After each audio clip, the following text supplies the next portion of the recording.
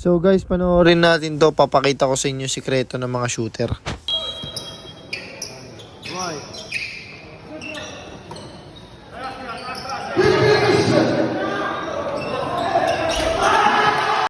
Ulitin natin para makita nyo.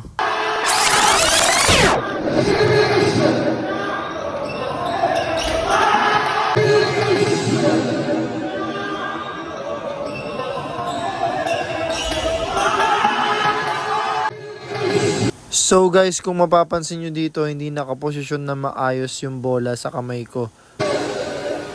At ayun, inayos ko siya ng mabilis nang hindi tumitingin sa bola.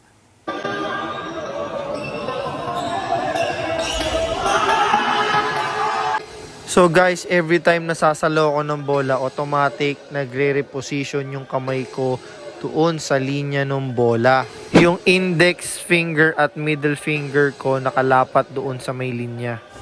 So bakit ko nilalapat yung daliri ko doon sa may line?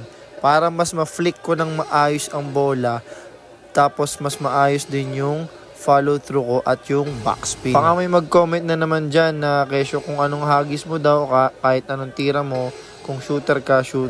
Well, depende naman talaga sa inyo yan guys. Sa akin kasi, mas effective siya since nafi-flick ko ng maayos ng bola at saka yung backspin. So yung backspin, napaka-importante yun sa shooting kasi nakakatulong yun sa accuracy mo. Pero all in all guys, ang pinakasikreto talaga dyan is mag-practice ka na mag-practice. Kasi yung shooting is all about muscle memory. At syempre, kumpiyansa at tiwala sa sarili na every time na titira ka, papasok yung bola. Yun lang, good vibes sa lahat.